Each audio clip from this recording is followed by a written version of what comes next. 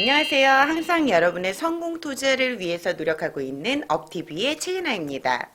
핸드폰 하나면 모든 것이 간편하게 이루어지는 세상인데요.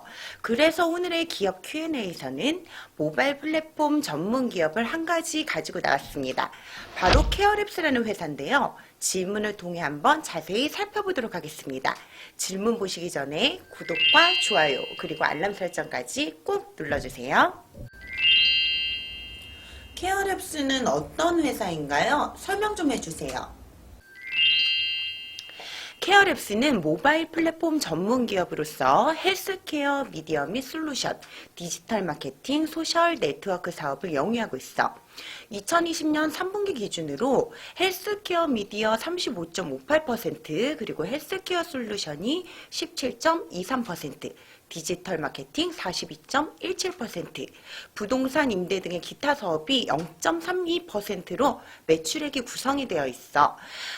각각을 자세하게 살펴보면 위치 기반 기술로 병원 및 약국을 검색하는 플랫폼 굿닥을 운영 중에 있고, 굿닥 앱을 통해서 예약할 수 있는 병원은 무려 2,300여 곳이야. 그리고 각종 의료 서비스를 손쉽게 검색, 리뷰, 예약, 접수와 사후 관리를 할 수가 있어.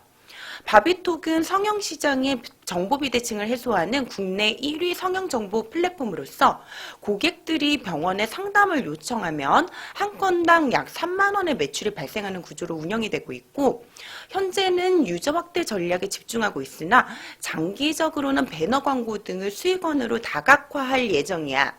메디잡을 통해서는 병원과 의료인을 연결할 수 있는 플랫폼 공간을 만들어가고 있어. 헬스케어 솔루션은 CRM 소프트웨어라고 부르는 환자관리 소프트웨어, 처방전 보안 시스템으로 구성이 되고 있고, 위버 소프트를 통해서는 환자관리와 병원 내부 운영관리를 위한 솔루션을 제공하고 있어. 디지털 마케팅은 국내 포털사이트 광고, SNS, 그리고 바이럴 마케팅, 커뮤니티 광고를 포괄하는 바이브 IC로 서비스하고 있어. 동사는 2018년 모바일 소셜 데이팅 어플리케이션 제작 및 퍼블리싱 기업인 BNK랩을 인수해서 소셜 데이팅 어플리케이션 사업을 운영하고 있고, 당연시, 프렌미, 그리고 사랑해를 포함한 총 6개의 소셜 데이팅 앱을 제작 및 운영을 하고 있어. 최근에 국내 영상 데이트 애플리케이션의 아자르가 약 2조 원의 미국 기업에 매각이 되면서 동사가 영위하고 있는 데이트 앱에 대해서도 관심이 고조가 되고 있어. 향후 서비스 방향과 전략은 어떻게 되나요? 코로나19로 언택트 사회에 진입을 하면서 비대면 의료 산업이 주목을 받고 있어. 글로벌 비대면 의료 시장은 이미 2000년대 초부터 정부의 적극적인 지원하에 급격한 성장을 이루고 있어. 미국 시장 조사 업체 스태티스타에 따르면 전 세계의 비대면 의료 시장은 2015년 이후 연평균 14.7%로 성장을 해 2021년 412억 달러를 기록할 것으로 분석이 되고 있어.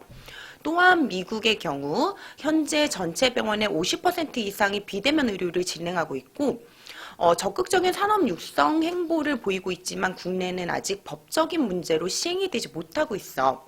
최근 헬스케어 데이터 양방향 플랫폼 기업 레몬 헬스케어를 통해서는 코로나19 상황에서 경증 환자를 격리해서 생활 및 치료를 지원하는 비대면 진료 서비스를 시행한 전력이 있어서 향후 법적인 정비만 이뤄진다면 비대면 진료 확대로 인한 동사의 수혜도 기대가 되고 있어. 올해는 동남아시아 시장 진출을 통해 성장도 기대해 볼 수 있을 것 같은데, 지난해 2월 태국 현지 법인 설립도 완료를 했고, 특히 태국은 성형수술 잠재력이 굉장히 풍부해. 그리고 성형수술 정보를 제공하는 애플리케이션이 없기 때문에 동사 진출 시 신규 시장 점유를 통한 성장이 굉장히 기대가 되고 있어. 케어랩스의 지배구조 변화는 굉장히 긍정적이던데요.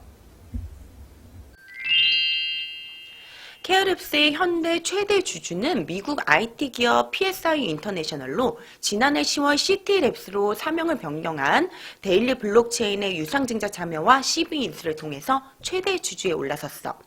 PSI 인터내셔널의 헬스 사이언스 사업부와의 시너지 효과를 기대할 수 있는 긍정적인 지분 변화였지. 또한 지난 1월 12일 포커스 자산운용도 케어랩스가 지난 1월 7일 발행했던 200억 원 규모 시비를 전량 인수하면서 지분 11.77%를 확보한 후 2대 주주로 올라섰어.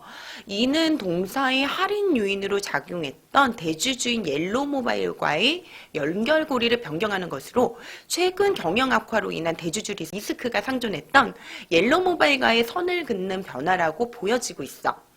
한편 포커스 자산운용은 구딱이 원격 의료 서비스의 성장 잠재력을 높이 평가했고 동사가 가진 성장성과 안정성을 중요한 투자 포인트로 잡았어. 케어랩스의 연결 기준 영업수익이 2017년 393억 원, 2018년 544억 원, 그리고 2019년 683억 원으로 매년 높은 성장률을 보이고 있기 때문이야. 이러한 지배구조 변화는 밸류에이션 재평가 가능성까지 열어둘 수 있기 때문에 굉장히 긍정적인 것으로 판단이 되고 있어. 자, 이렇게 오늘의 기업 Q&A에서는 케어랩스에 대해서 알아봤습니다.